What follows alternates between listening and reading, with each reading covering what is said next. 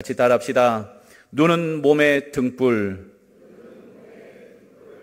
바라기는 오늘 말씀을 통해서 사랑하는 성도들의 눈이 밝아져 나아가는, 빛으로 나아가는 놀라운 은혜가 있기를 주님의 이름으로 축복합니다. 예수님의 첫 번째 설교 산상수훈을 우리는 바라보고 있습니다. 예수님은 뭐라고 설교했습니까? 마태복음 5장에서는 행복하라, 하나님 때문에 행복한 사람을 이야기하고요, 6장에서는 축복하라 이야기합니다.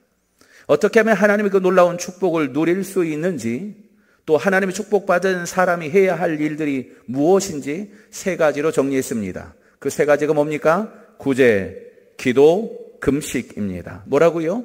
구제, 기도, 금식입니다. 그저 불쌍한 사람을 돕는 구제가 아니라 하나님이 긍휼한 마음으로 보는 것들을 나도 긍휼함을 담아 보기 시작하는 구제. 내 뜻이 이루어지기를 위해서 소나무 뿌리를 뽑는 기도가 아니라 하나님의 뜻이 무엇인지 발견하는 기도.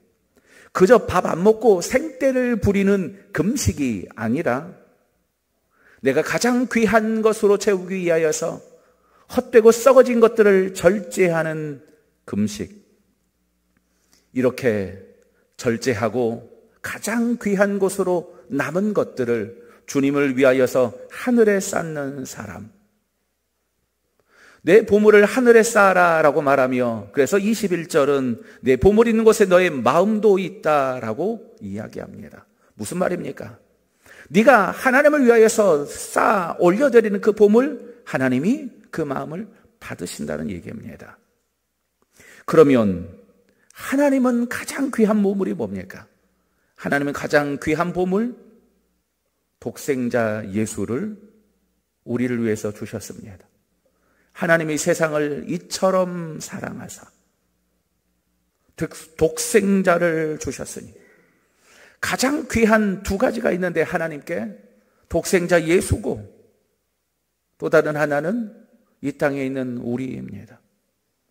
하나님이 세상을 이처럼 사랑하사 독생자를 주셨으니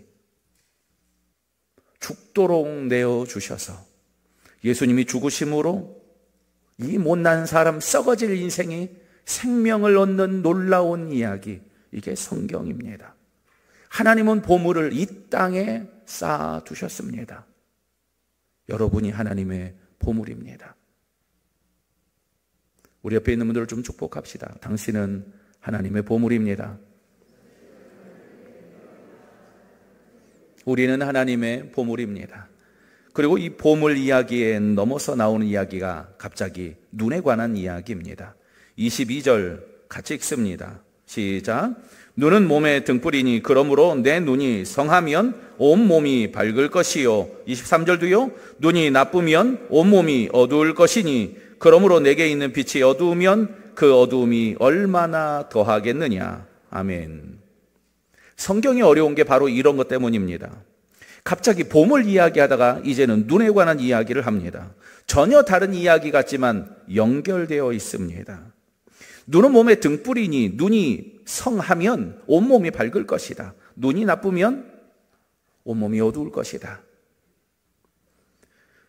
보는 것, 이 보는 것을 통해서 우리의 인생이 밝아지기도 그리고 어두워지기도 한다라는 이 말은요, 우리가 잘 아는 일체 유심조라는 말을 생각나게 합니다.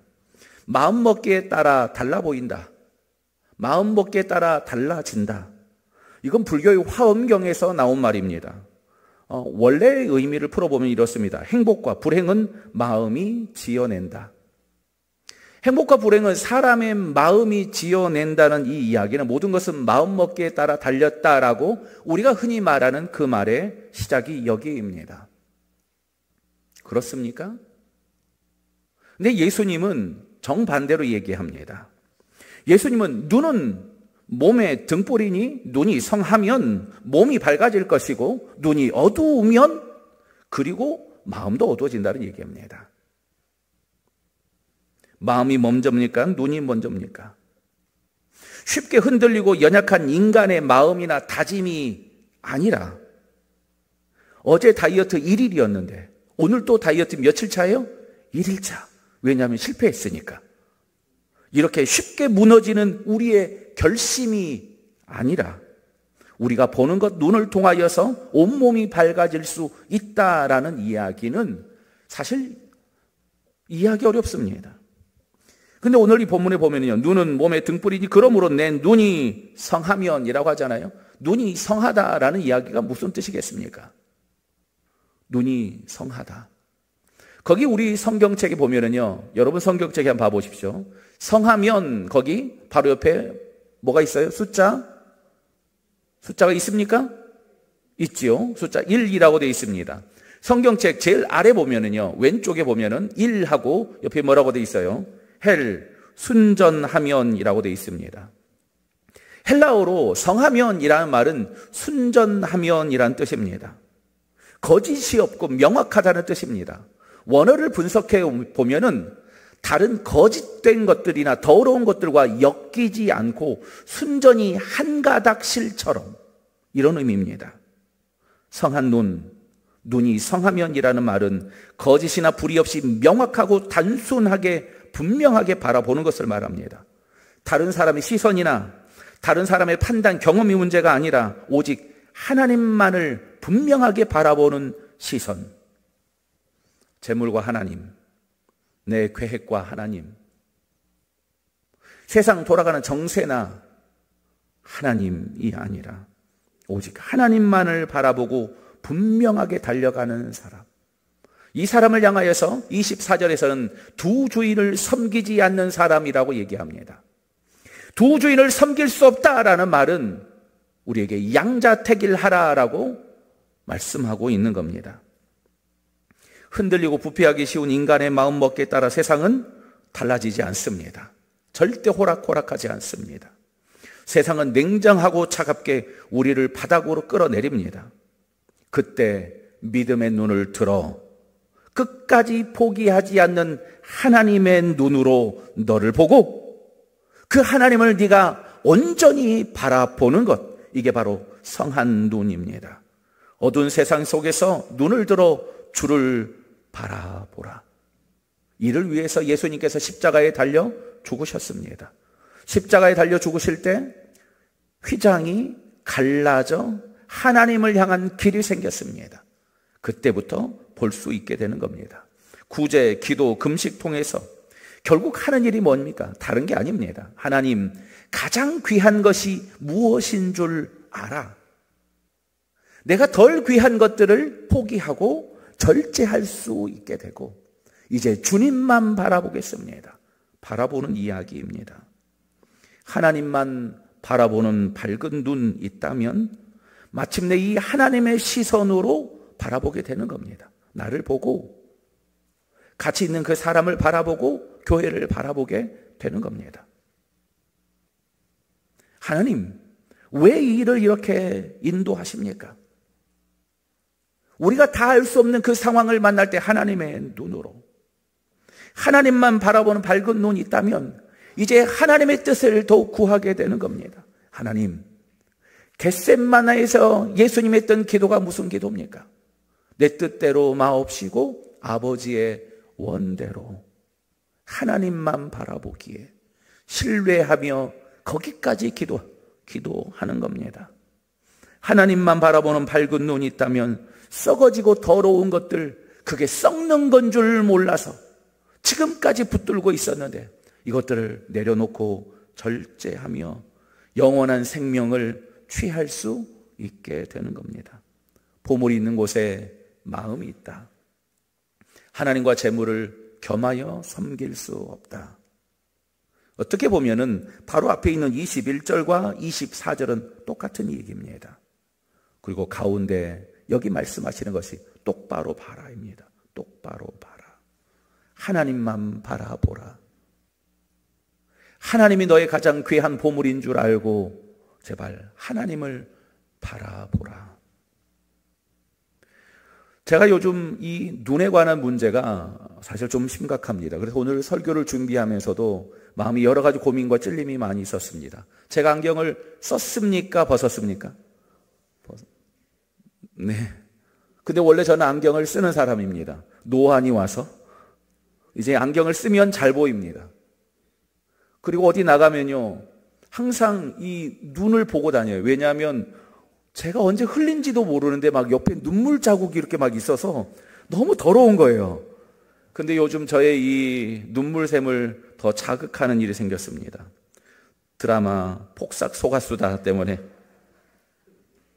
수고 많으셨습니다라는 제주도 방언인데 요즘 이 드라마 보면서 은혜를 많이 받습니다.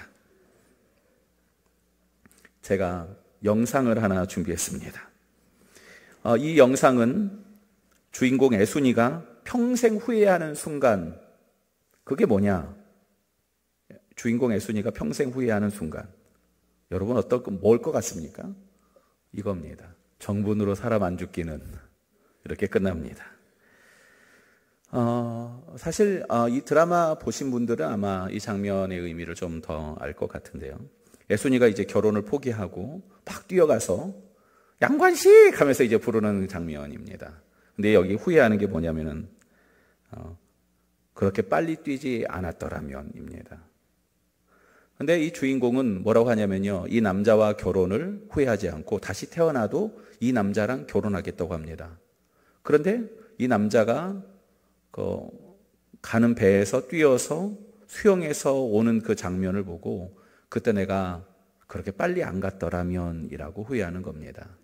왜 그러냐면은 내가 너무 빨리 뛰어서, 내가 너무 크게 불러서 그 사람이 듣고 뛰어내려서 나를 만나서 나랑 결혼해서 그 사람이 훨씬 더 행복하게 살 수 있었을 텐데 나 때문에 혹시 그 사람은 불행하지 않을까. 이 짧은 이야기를 보면서 울었어요.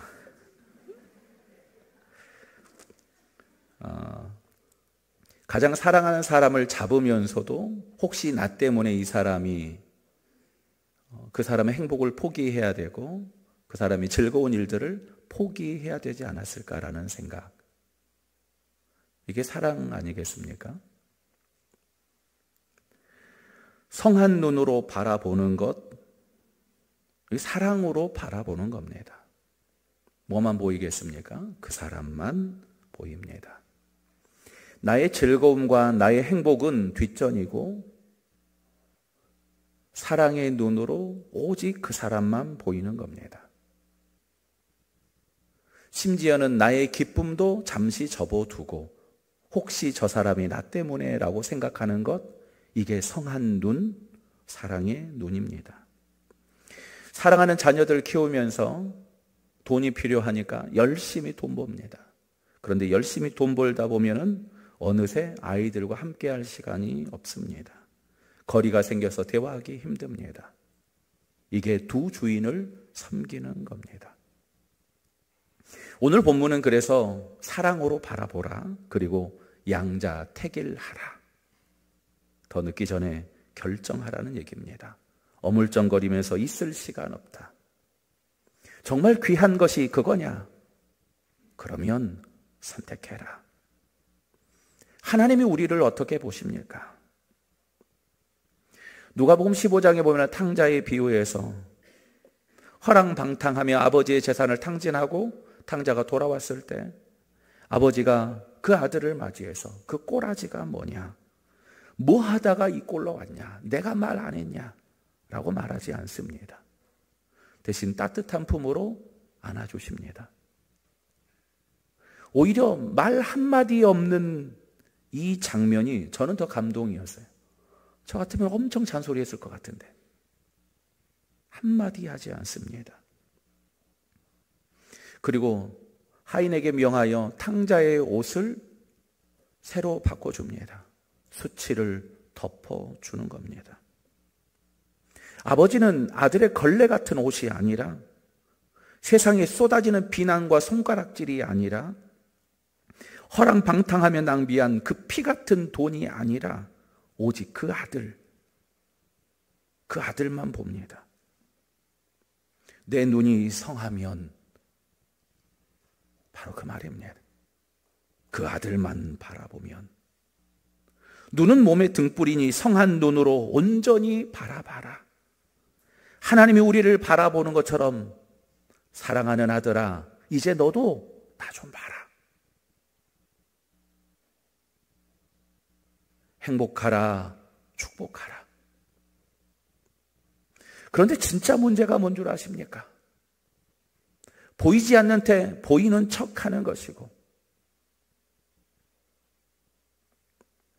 두 주인을 섬기면서도 나는 그래도 잘하고 있는 거라고 착각하는 겁니다.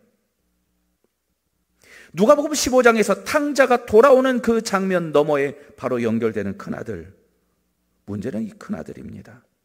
집을 떠난 적도 없고 아버지의 명을 어긴 적도 없습니다. 그런데 동생을 아버지의 아들이라고 부릅니다. 형제라고 생각하지 않아요.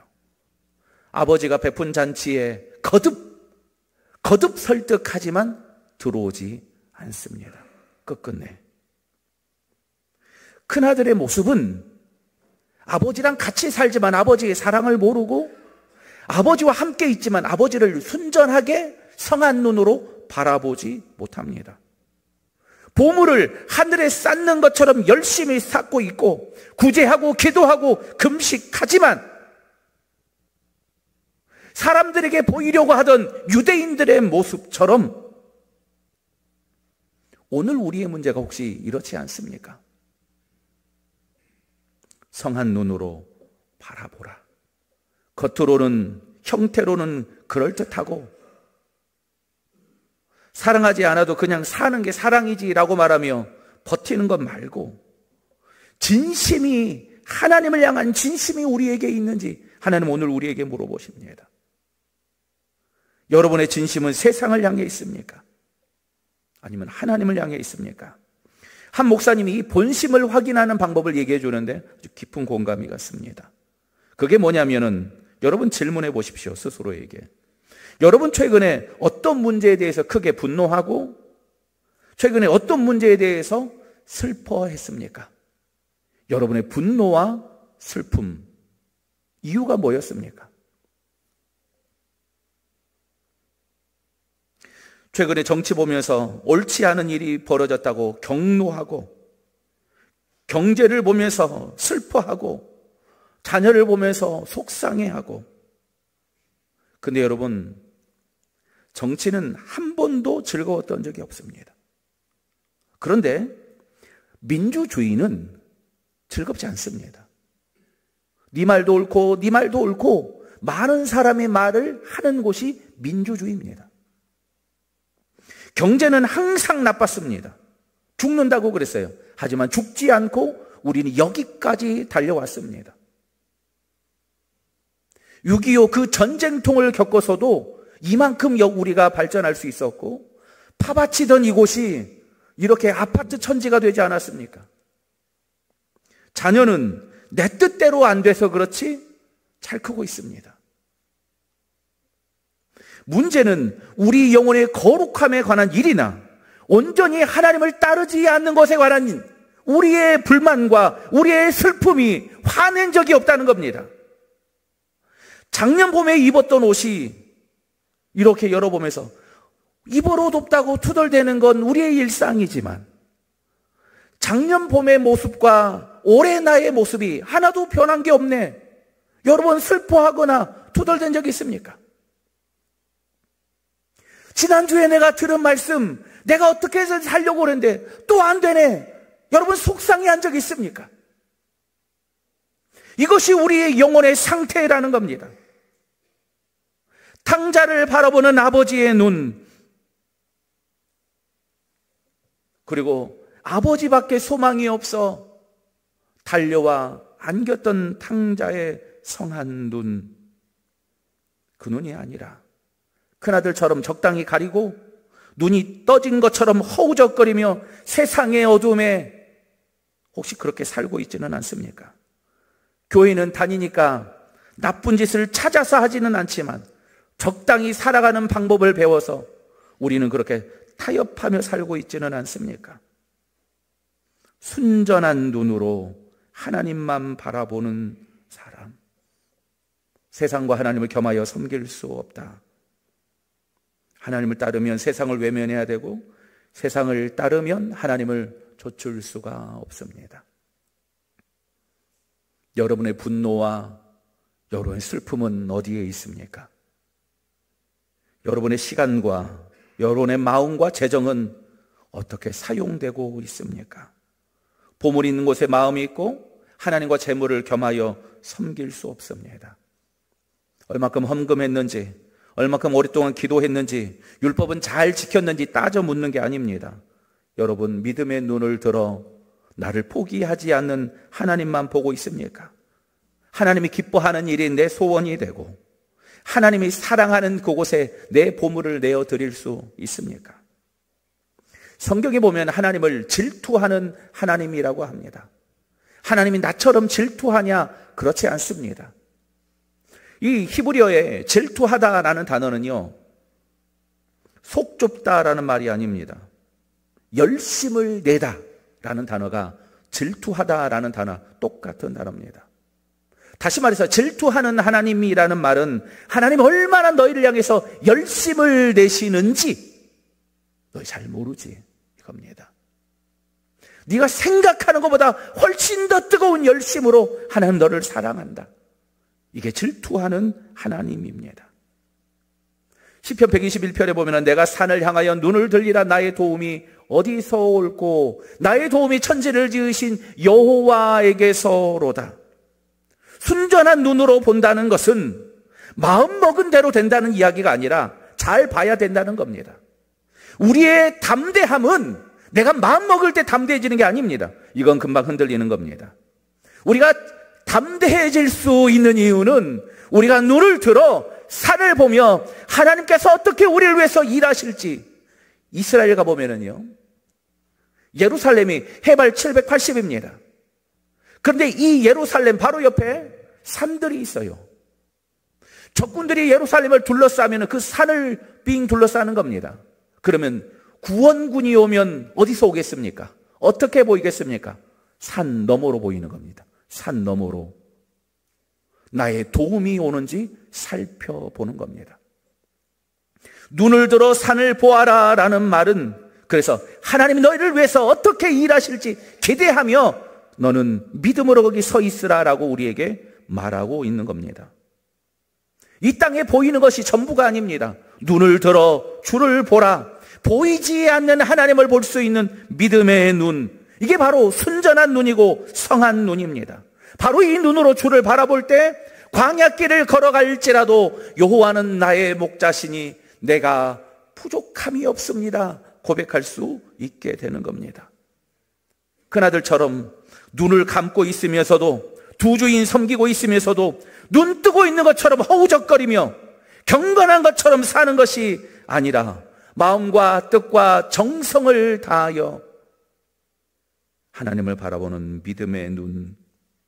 눈은 몸의 등불이니 성한 눈으로 온전하게 바라보라. 하나님이 우리를 바라보는 것처럼 우리의 진심으로 하나님을 바라보며 우리의 인격이 주님을 닮아가고 하나님의 뜻이 우리의 소원 되기를 주님의 이름으로 축원합니다. 기도합시다.